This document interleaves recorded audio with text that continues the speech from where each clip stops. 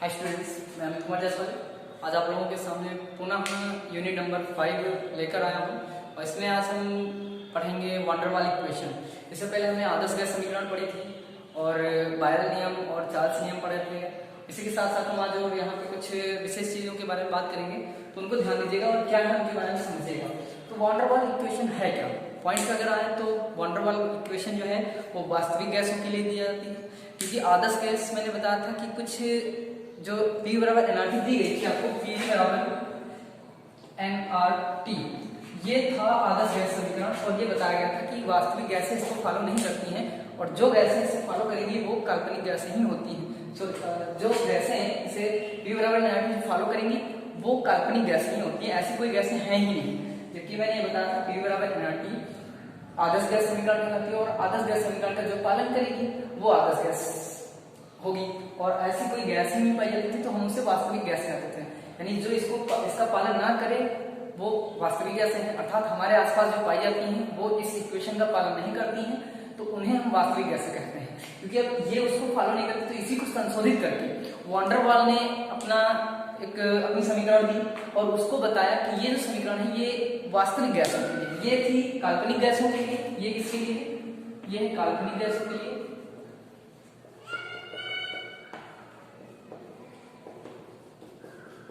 और जो हम बता रहे हैं नई जो आई है वो किसके लिए थी, तो P बराबर nRT को संशोधित करके जो समीकरण प्राप्त हुई है उसको क्या कहा गया है, तो वो कही गई है वांडर वाल समीकरण। तो ये क्या है, इसके बारे में ध्यान दीजिएगा, तो इसको ध्यान दीजिएगा और इसके बारे में हम आगे चर्चा करेंगे कि क्या होता है। तो आगे बात करते हैं। हाँ, तो ये कब दी गई इसके बारे में ध्यान दीजिएगा। वांडर वाल ये दी गई 1873 में, इस चीज को ध्यान दीजिएगा। 1873 ईस्वी होगी।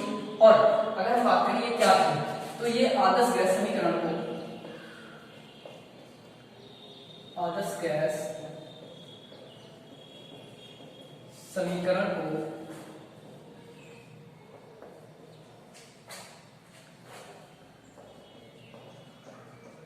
संशोधित करके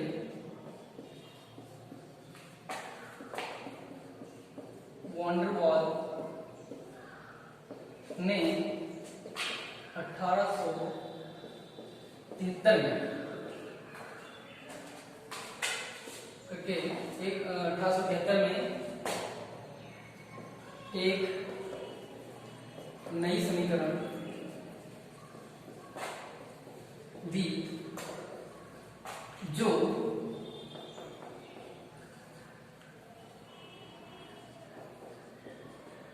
वास्तविक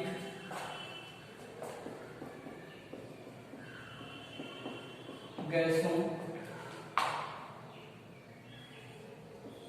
के लिए थी, जो वास्तविक गैसों के लिए। अर्थात हम ये कह सकते हैं कि ये जो नई समीकरण आई है इसको कहा गया कि P बराबर nRT से दी गई है, इसी को संशोधित करके इन्होंने एक नई समीकरण दी। उस नई समीकरण में बताया कि जो नई दी गई वो वास्तविक गैसों के लिए। ये क्या थी, P बराबर nRT वो काल्पनिक गैसों के लिए थी, यानी ऐसी कोई गैसें नहीं थी जो आदर्श गैस समीकरण का पालन करे, तो अर्थात वो गैसें क्या हो जाएंगी, वो काल्पनिक गैस हो जाएंगी। वो सिर्फ गैसें ही नहीं है तो काल्पनिक हो जाएंगी।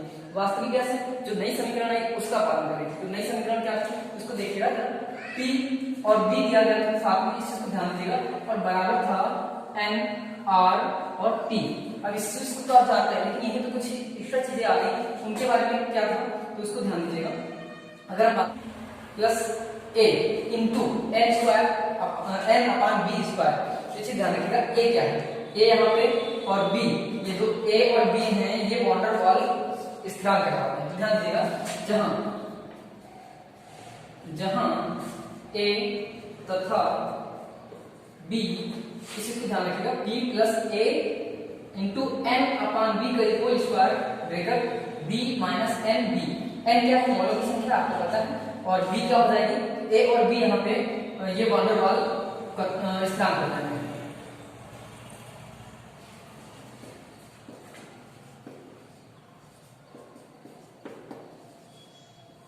और बाकी के बारे में आपको पता है, P क्या है तो प्रेशर है, V क्या है तो आयतन है, और R क्या है, R गैस नियतांक था, और D परमताप था, N मोलों की संख्या थी। यहाँ पर भी B आयतन है और n क्या है, मोल है। B और A के बारे में हमने बता दिया, A और B के अनुसार वॉन डेर वाल स्थिरांक कहलाएंगे, ये चीज ध्यान कर लीजिएगा। और ये जो समीकरण बनी, इस समीकरण को क्या नाम दिया जाता है, इस चीज को ध्यान रखिएगा, इसी को कहते हैं वॉन डेर वाल समीकरण। वॉन डेर वाल समीकरण, इसको एक ही में वॉन डेर वाल समीकरण, इसको नोट कर लीजिएगा। और इसके बाद फिर आगे बढ़ते हैं, तो आगे बढ़ते हैं, इसको लिख लीजिएगा नोट करके, उसके बाद फिर आगे बढ़ते हैं। और इसके बाद हम बात करेंगे क्रांति दाब और क्रांतिकार, गैसों के लिए। और गैसों के लिए फिर हम कुछ गुण की बात करेंगे, क्या होते हैं गैसों के गुण। हालांकि आप गैसों के गुण पढ़ चुके हैं, लेकिन कुछ अलग से गुण हैं, उनके बारे में हम करेंगे यहाँ पे, तो ध्यान दीजिएगा। अब आएगा हमारा अगला टॉपिक हो जाएगा, हेडिंग पड़ जाएगी क्रांति ताप। क्रांति ताप, इसको हम कह सकते हैं क्रांति ताप का भी अगर हम दूसरा नाम बताएं आपको, तो इसको हम क्रिटिकल टेम्परेचर कह सकते हैं। क्या कहेंगे, तो क्रिटिकल टेम्परेचर, क्रिटिकल टेम्परेचर। आगे अगर यहीं पे हम बात करें कि ये होता क्या है, इसके बारे में क्या राय है, ध्यान दीजिएगा। अब जाहिर सी बात है, क्रांतिक ताप कहा गया, क्रांतिक ताप कहा गया है, तो ये कोई ताप होगा। और ये ताप कैसा है, अगर हम बात करें तो ध्यान दीजिएगा, गैसें जो होती हैं आप जानते हैं जनरली कि अगर उनको हम ताप बढ़ा दें तो गैसें जो होती हैं वो और ज्यादा फैल जाती हैं। अगर ताप घटा दें तो वो द्रव में बदल जाती हैं। जैसे कोई भाप है, अगर ठंडी कर दी जाए तो वो गैस से द्रव रूप में आ जाती है।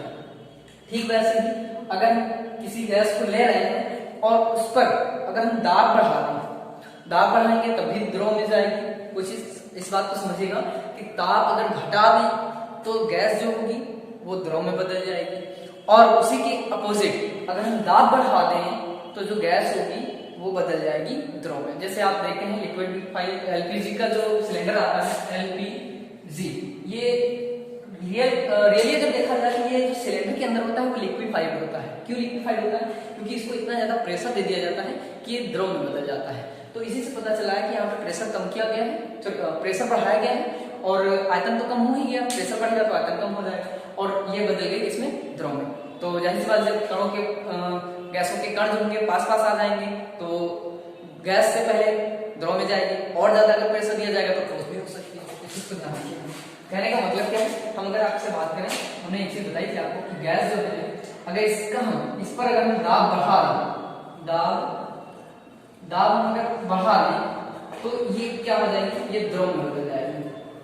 और द्रव पे अगर हम और ज्यादा दाब बढ़ा दें, दाब ये प्लस का मतलब प्लस कर दें, अगर दाब बढ़ा दें, दाब बढ़ाने से मतलब है प्लस का मतलब, तो क्या होगा, तो ये ठोस में बदल जाएगा, ठोस। इसी के साथ साथ अगर हम यहाँ पे देखें गैस का ताप अगर कम कर दें, ये चीज ध्यान रखिएगा, माइनस का मतलब क्या है, ताप माइनस कर दें यानी कम, माइनस का मतलब यहाँ पर है कम, और प्लस का मतलब है ज्यादा या बढ़ाना, ये चीज ध्यान रखिएगा। तो ये क्या है, ताप अगर कम कर देंगे तभी द्रव में बदल जाएगा, और यानी अगर इस दोनों में से कोई एक फैक्टर लेंगे, दाब बढ़ा देंगे तो द्रव में बदल जाएगा, अगर ताप कम करेंगे तभी द्रव में बदलेगा। और पुनः अगर द्रव का ताप हम घटा दें तो क्या हो जाएगा, तो ये फिर से ठोस में बदल जाएगा। आगे कितना समझ में आया तो, जैसे कि अब गैस क्या होती है, अगर हम सीधे सीधे बात करें, हमने द्रव लिया, जल लिया और फ्रीजर में लगा दिया तो क्या होता है, वहां पे ताप कम होता है, और ताप कम होगा तो पदार्थ हमारा यानी जो जल है वो ठोस में बदल जाता है। खैर इसकी बात करते हैं, क्रांति ताप कहलाते हैं। तो क्रांति ताप क्या है, ऐसा कौन सा ताप है जो क्रांति ताप कहलाता है, इसके बारे में जानकारी करते हैं। तो क्रांति ताप क्या है, ध्यान दीजिएगा, किसी गैस को हम अगर उसके क्वथनांक से नीचे, क्वथनांक का मतलब है जितने पर वो द्रव में है, अगर उससे नीचे लाएं और दाब बढ़ा दें तो वो द्रव में बदल जाती है। कहने का मतलब क्या है, ध्यान सुनिएगा, मैंने अभी बताया कि जैसे गैस है और इसका अगर दाब बढ़ा दें, दाब प्लस कर दें तो ये किसमें बदल जाती है, तो ये बदल जाएगी द्रव में। इसी की बात करें, अगर हमने गैस को दाब दिया, दाब प्रेशर डाला उस पर तो वो बदल जाती है द्रव में। लेकिन अब हम क्या कह रहे हैं यहाँ पे, इसको ध्यान से समझिएगा, किसी गैस का वह ताप जिसका दाब बढ़ाने पर, जिसका गैस बढ़ाने पर वो द्रव में परिवर्तित नहीं होती है, उसको हम उस ताप को क्रांतिक ताप कहेंगे। बात समझ में आ गई? गैस का दाब बढ़ाने पर अगर वो द्रव में ना बदले तो ऐसा ताप, यानी जिस ताप की बात हो रही है, जिस ताप पर गैस का दाब बढ़ाने पर वो द्रव में ना बदले, उसे उस गैस का क्रांतिक ताप कहते हैं। इसको नोट कर लीजिएगा।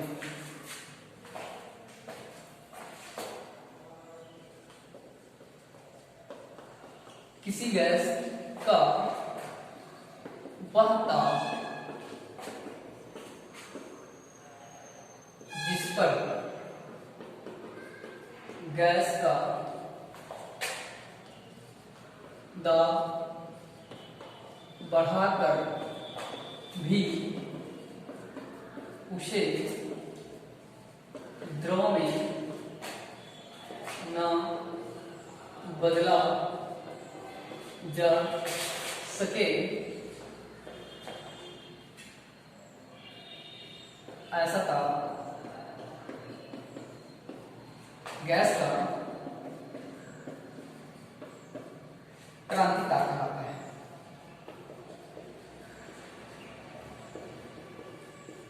क्रांतिक ताप कहलाता है।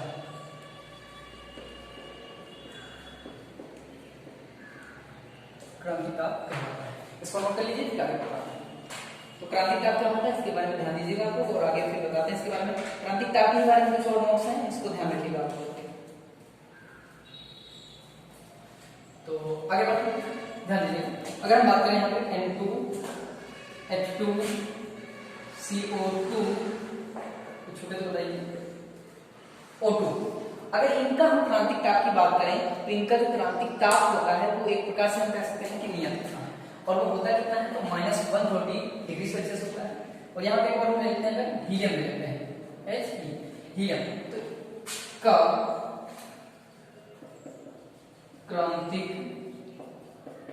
ताप ध्यान दीजिएगा कि कैसी होती है, इनका ताप होगा वो होगा -130 डिग्री सेल्सियस। इसी नोट कर दीजिएगा। इसके बाद फिर और बता रहे हैं, जैसे अमोनिया ले लेते हैं या और भी गैसें हैं, उनके बारे में अगर बात करें तो उनका तो -30 ही होता है। नोट करिए इसको पहले, फिर आगे बढ़ते हैं। तो आगे हम जैसे ले लें, एक काम करिए यहाँ पे CO रखिएगा। अगला देखिएगा, तो अगर CO2 NH2 ये गैसें हो जाएंगी, और साथ ही साथ अगर हम अमोनिया की बात तो हो ही गई है, हाइड्रोजन सल्फाइड अगर ले लें, क्लोरीन ले लें और सल्फर डाइऑक्साइड ले लें इस पर, तो उनका भी कुछ क्रांतिक ताप इनके बराबर होता है। जैसे CO2 हो गई, NH2 हो गई, और H2S ले लेते हैं, H2S हाइड्रोजन सल्फाइड गैस, और साथ ही साथ अमोनिया कार्बन डाइऑक्साइड और हाइड्रोजन सल्फाइड, क्लोरीन ले लेते हैं हम Cl2। तो इनका जो क्रांतिक ताप होता है वो लगभग, इनका क्रांतिक ताप -30 डिग्री सेल्सियस होता है, प्लस। ये चीज इसको नोट कर लीजिएगा। H2 भी आता है यहाँ पर, अगर हम बात करें H2O, इनका अगर बात करें 1 2 3 4 5, ये 5 गैसें जिनका क्रांतिक ताप कितना होता है, तो ये प्लस में होता है, और इससे अधिक भी हो सकता है, इससे कम और इसका से अधिक, ये ध्यान रखिएगा। ये नोट लीजिए, इससे बताते हैं क्रांतिक दाब क्या है और क्रांतिक आयतन भी आता है यहाँ पर, तो उसको भी नोट करवा लेते हैं। क्रांतिक दाब क्या है, क्रांतिक आयतन क्या है, उसको भी समझ लीजिएगा। मैंने क्या लिखा, किसी गैस का वह ताप जिस पर गैस का दाब बढ़ाकर उसे द्रव में ना बदला जा सके, ऐसा ताप गैस का क्रांतिक ताप कहलाता है। ताप की बात आई तो ऐसा ताप जो दाब बढ़ाने पर भी किसी को हम जैसे ये दिए गए हैं, तो इनको इन गैसों को, हाइड्रोजन है, नाइट्रोजन है, कार्बन मोनोऑक्साइड है, ऑक्सीजन है, हीलियम है, इनको हम अगर दाब बढ़ाएं भी तो द्रव में बदल नहीं सकते, किस पर, -30 डिग्री सेल्सियस से कम ताप पर। तो ऐसे ध्यान रखिएगा, ये इसका क्रांतिक ताप हो जाएगा। उसी के साथ अगर CO2 देखें, NH2 देखें, H2S देखें, Cl2 देखें, हाइड्रोजन ऑक्साइड यानी हाइड्रोक्साइड नीजल, अगर इनकी बात करें, ये डाई हाइड्रोजन ऑक्साइड है, अगर इनकी बात करें तो इनको हम 30 डिग्री सेल्सियस से अधिक पे अगर ले रहे हैं तो इनको हम गैस में नहीं बदल, द्रव में नहीं बदल सकते। क्यों? क्योंकि इनका क्रांतिक ताप क्या होता है, 30 होता है, इससे नीचे द्रव पर दाब बढ़ाने पर भी ये द्रव में नहीं आएंगे। दाब बढ़ा देंगे और ताप अगर 30 डिग्री सेल्सियस है, 30 डिग्री सेल्सियस अगर ताप है, फिर भी अगर इसको हम द्रव में लाना चाहें तो ये नहीं, ठीक है। तो आगे बात करते हैं। और ऐसी गैसें स्थायी गैसें कहलाती हैं, ध्यान रखिएगा। इसको मिटा दें, आप देखिएगा क्रांति दाब और क्रांति आतंक, उसके बारे में करते हैं, यही देख लीजिएगा। तो अगले हम क्रांति दाब की बात करें।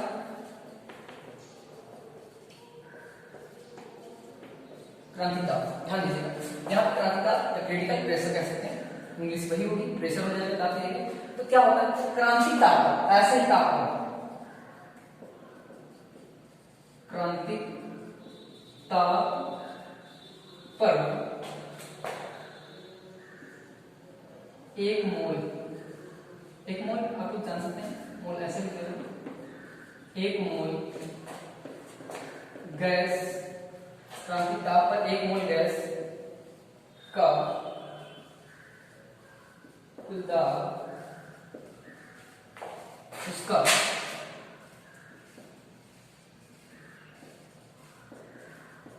क्रांतिक दाब कहलाता है।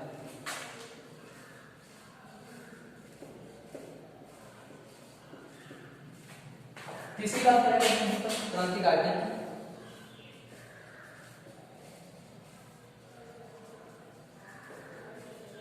क्रांतिक आयतन क्या होता है उसको समझ लीजिएगा। इसी तरह अगर 1 मोल गैस ले लें, उसका जो आयतन होगा वो उसका क्रांतिक आयतन कहलाएगा, ध्यान दीजिएगा। क्रांतिक ताप पर 1 मीटर लिख दे रहे हैं, 1 मोल गैस का आयतन उसका क्रांतिक आयतन है, क्रांतिक कहलाता है। बस ये हो जाएगा, इसको नोट कर लीजिएगा। फिर आगे हम दूसरे टॉपिक पे बात करते हैं। तो इसको नोट करने के बाद आगे हम बढ़े, तो इसके बाद अगला पॉइंट हमारा जो टॉपिक होगा उसको देखते हैं। आई होप ये नोट हो गया होगा।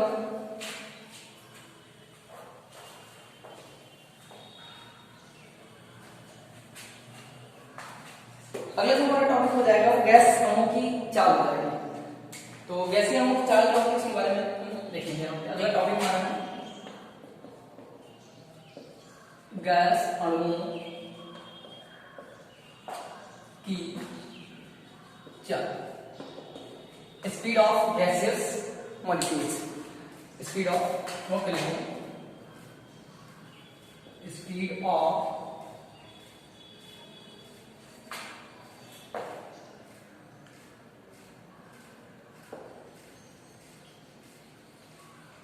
Gaseous molecules.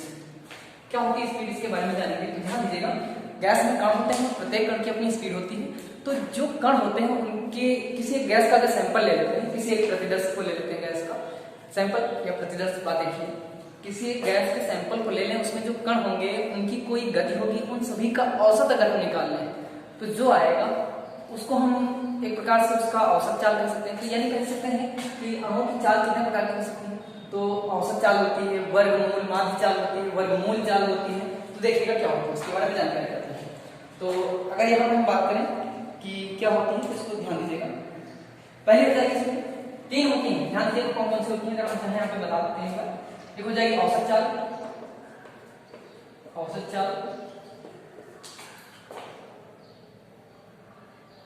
दूसरी हो जाएगी औसत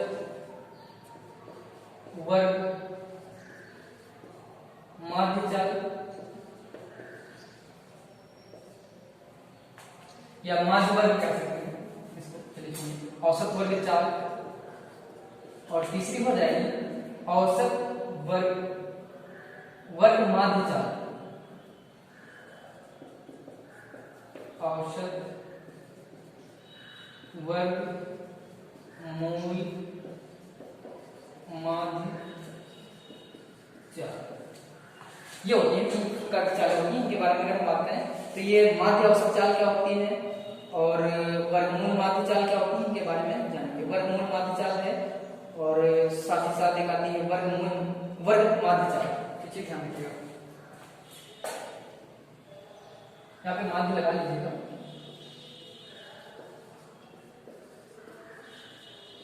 इसमें भी माध्य लगा सकते हैं आप। माध्य क्या होती है, माध्य क्या औसत बात देखिए। तो इन तीन चालों के बारे में हमें पढ़ना है, इसे ध्यान रखिएगा। तो इन तीन चालों के बारे में हम आपको बता रहे हैं, हम इनको कैसे पढ़ना है, क्या है, इनके बारे में अच्छे से समझाने। तो आगे देखिएगा, यहाँ पे अगर हम बात करें औसत माध्य चाल या माध्य औसत चाल भी कह सकते हैं इसको। माध्य औसत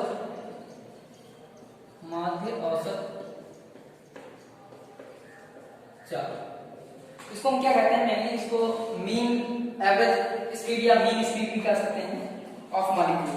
मीन स्पीड मॉलिक्यूल या फिर एवरेज स्पीड ऑफ मॉलिक्यूल कह सकते हैं। ध्यान दीजिएगा, मीन स्पीड या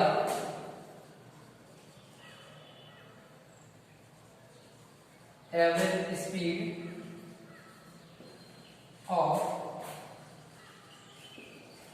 मॉलिक्यूल, ये हमारा हो जाएगा पहला पॉइंट। इसको मिटा देते हैं। तो आगे ध्यान दीजिएगा क्या होता है मीन स्पीड या एवरेज स्पीड। इसको हम अगर कहें किसी गैस के अगर सैंपल को ले लें और उस सैंपल में अणु होंगे और उनकी कुछ चाल होगी, तो आपको औसत निकालना आता होगा। औसत क्या होता है, संख्याओं का योग। अगर हम औसत की बात करें, औसत बराबर होता है संख्याओं का योग बटे कुल संख्याओं की संख्या। कुल संख्याओं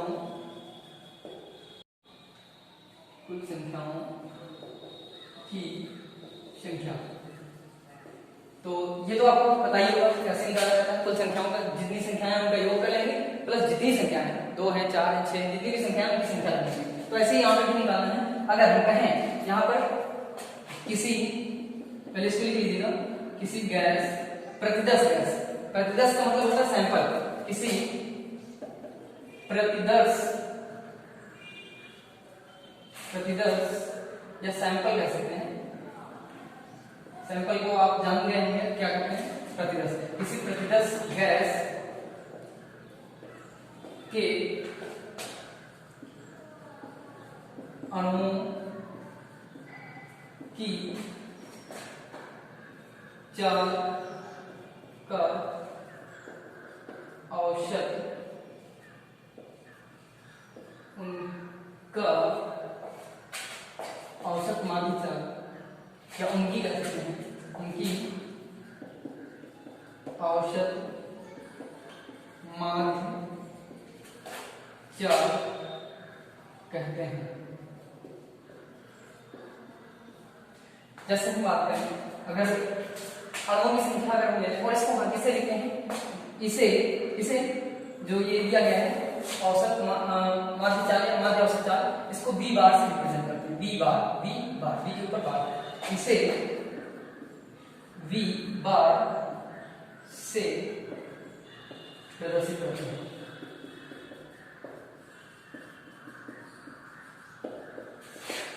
इसे वी बार से प्रदर्शित करते हैं। ध्यान दीजिएगा, जैसे कणों की संख्या हम मान लेते हैं, जैसे कणों की संख्या अगर हम कहें, कणों की संख्या n1 n2 n3 dot dot dot कुछ भी हो सकती है, तथा कणों की चाल अगर यहीं पर कहें, कणों की चाल बराबर s1 s2 s3 dot dot dot जो भी है। अगर जो अणु है, क्योंकि हमें औसत चाल निकालना है, कणों की निकालना है, तो कणों की जो चाल होगी n1 की s1 होगी, n2 की s2 होगी और n3 की s3 होगी। ये चीज ध्यान रखिएगा। तो हम अगर सीधे यहाँ पर कहें, यानी v बार बराबर हम सीधे कहें या माध्य औसत चाल, कणों की माध्य औसत चाल या गैस कह सकते हैं, गैस की माध्य औसत चाल क्या होगी, तो ध्यान दीजिएगा, सीधे हम v बार बराबर कह सकते हैं n1 S1 ये पहले कण को कहा गया है n1 और उसकी जो स्पीड होगी वो s1, तो n1 इंटू S1 प्लस दूसरा कण है n2 और इसकी स्पीड होगी s2, n2 n है ये ध्यान रखिएगा, h ना लिखिएगा, s2 इंटू है कुछ नहीं लिखा हुआ मतलब बीच में गुणा है n इंटू s, ये हो जाएगी 4 कण था उसकी स्पीड, तो ये औसत चाल आएगी जो भी है, यानी कण की स्पीड आएगी, ध्यान रखिएगा।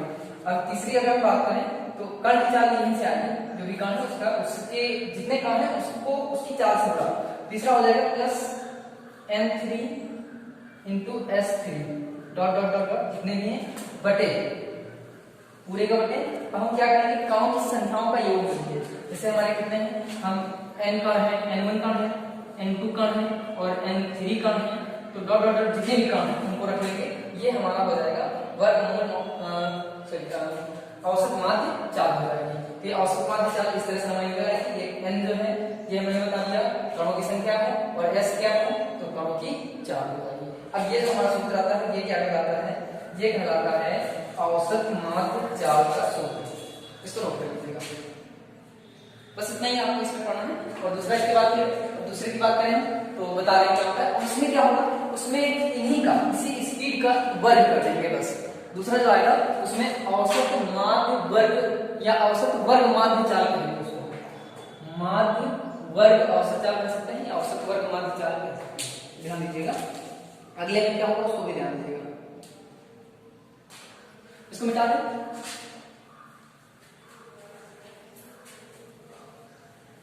अब करना कुछ शक नहीं है, आप ध्यान दीजिएगा। अगर हम बात करें सीधे जो स्पीड होगी उसका वर्ग रखेंगे, यहाँ पे नाम क्या कहा गया है, अणुओं की या हाँ गैस के अणुओं को कह सकते हैं, एक मिनट, गैस अणुओं को कहा गया है, गैस अणुओं की वर्ग माध्य चाल, इसको अगर हम इंग्लिश में कहना चाहें तो mean square speed of molecule कह सकते हैं, mean square speed of molecule. ध्यान दीजिए यहाँ पर क्या होगा, यहाँ पर सिर्फ चाल का वर्ग कर देंगे, जैसे यहाँ पे S1 S2 था, S1, S2 S3 dot dot, यहाँ पे S का स्क्वायर कर देंगे बस, कुछ नहीं, समझ में आ रहा है। तो यानी स्पीड जो होगी उसका स्क्वायर कर देंगे, ध्यान दीजिएगा। इसको हम क्या लिख सकते हैं, हाँ तो mean square of molecules, mean square of molecules, इसको नोट कर लीजिएगा। ये क्या होता है इसके बारे में ध्यान दीजिएगा। अब ध्यान दीजिएगा डेफिनेशन वही रहेगी, सिर्फ जो वर्ग जो चाल थी चाल का वर्ग कर देंगे बस। तो यानी कह सकते हैं गैस के प्रतिदर्श, कोई गैस का सैंपल होगा में अणु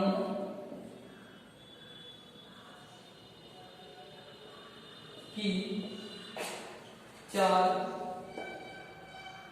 के वर्ग, इस बात को ध्यान रखिएगा, चाल के वर्ग, इस चीज को ज्यादा ध्यान रखिएगा, चाल के वर्ग का औसत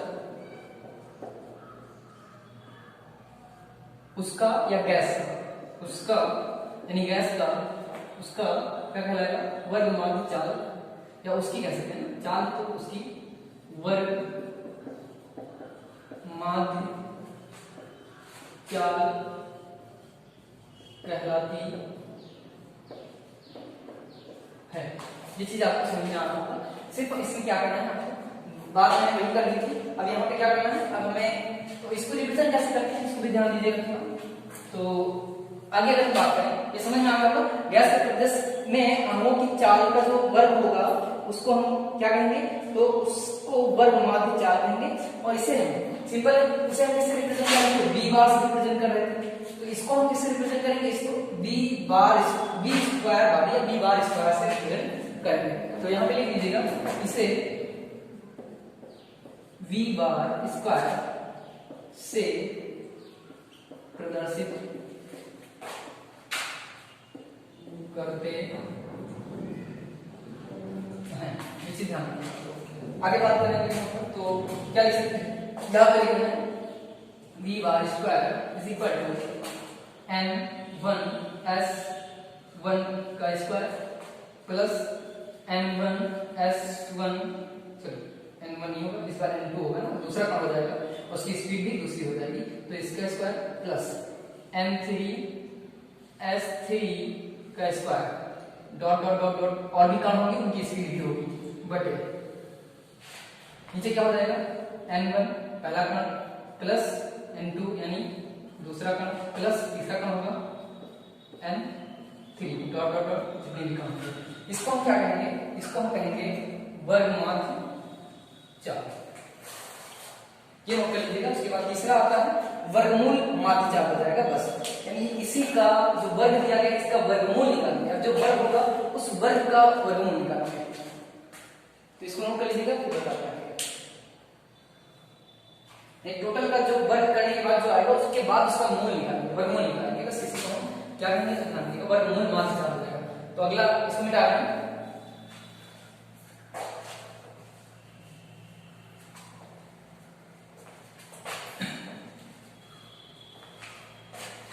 ये तीनों चीजें आपको समझ में आ रही थी और यहाँ पर थोड़ा सा बताते हैं।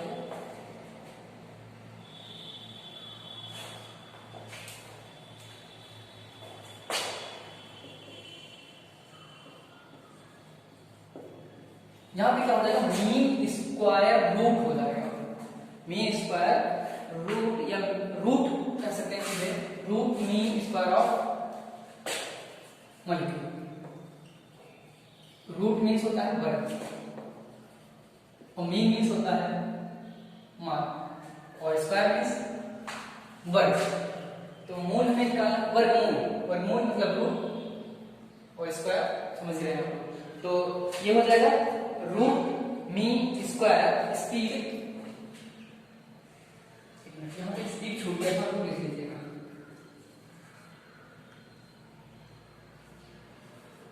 यहाँ पर आप लोग स्पीड लिख लीजिएगा, छूटा हुआ स्पीड, तो कोई नहीं आगे ध्यान दीजिएगा। अगर हम यहाँ पे बात करें, चलो लिख दे रहे हैं यहाँ पर, क्योंकि स्पीड पढ़ रहे हैं, अणुओं की गति पढ़ रहे हैं, और root mean square speed of molecule, RMS भी कहते हैं इसको, RMS स्पीड, ये नोट कर लीजिएगा, RMS speed, R for root, M for mean, S for square speed. तो ध्यान दीजिएगा क्या होता है, किसी सिंपल है इसमें जो पूरा होगा उसका रूट निकालेंगे, जितना स्पीड हम जो पीछे पढ़ चुके हैं उसी से बना हुआ है, बस इसमें टोटल जो हम रूट स्क्वायर पढ़ेंगे, यानी स्क्वायर जो हमने निकाला है इससे पहले वाला v2 square, v bar square पढ़ा था, बस इसका रूट निकालेंगे, इस तरह से बस जितना मान आएगा उसका वर्गमूल निकालना है, बस आंसर आ जाएगा। यानी पहले स्पीड का औसत निकालेंगे, उसका स्क्वायर लेंगे, स्क्वायर स्पीड का औसत, उसके बाद उसका वर्गमूल। ध्यान दीजिएगा इसी प्रतिदर्श गैस के अणुओं की औसत चाल का वर्ग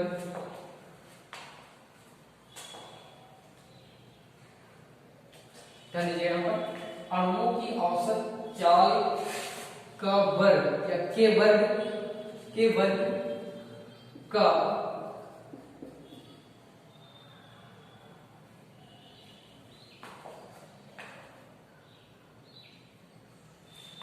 कुछ गड़बड़ है तो ध्यान दीजिए,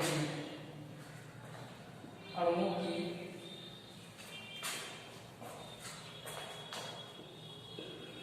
चाल का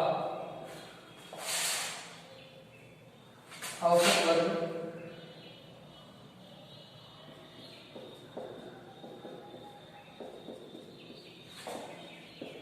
का वर्गमूल, ये चीज ध्यान रखिएगा।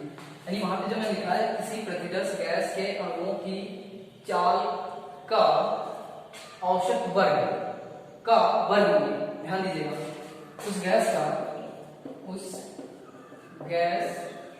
का आरएमएस सीधा कह सकते हैं, या वर्ग माध्य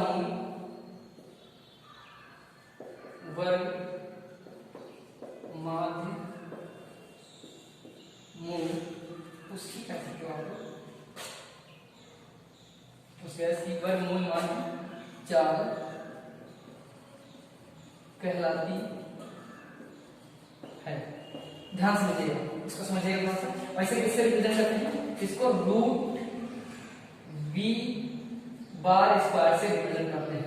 ध्यान दीजिए, इसे रूट बी बार स्क्वायर से प्रदर्शित करते हैं।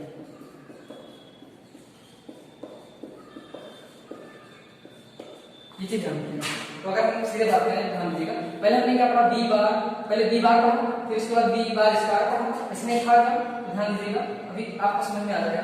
अगर हम बात करें तो इसमें था n1 s1 का s1 s जो है इसकी स्पीड, दूसरा प्लस n2 s2 का वर्ग, तीसरा अणु है उसका तो n3 अणु जो है वो n3 है, उसकी स्पीड n3 s3 हो जाएगी, उसका भी स्क्वायर।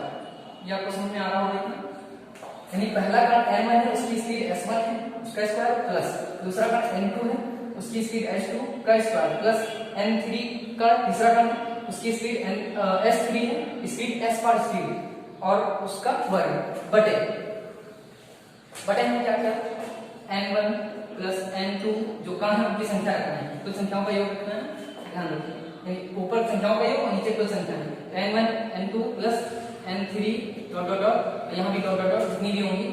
अब इतना तो हमने पिछले वाले में पढ़ा था, अगर इसको हम बंद कर ले b बार स्क्वायर में पढ़ा था, देखिए यहाँ पर क्या हो जाएगा, ये b बार था, यहाँ पर हम स्क्वायर इसका जितना मान आएगा टोटल का हम रूट निकालेंगे, तो वो हमारा हो जाएगा वर्गमूल माध्य 4, ये हो जाएगा, ये आपका वर्गमूल माध्य 4 हो जाएगा।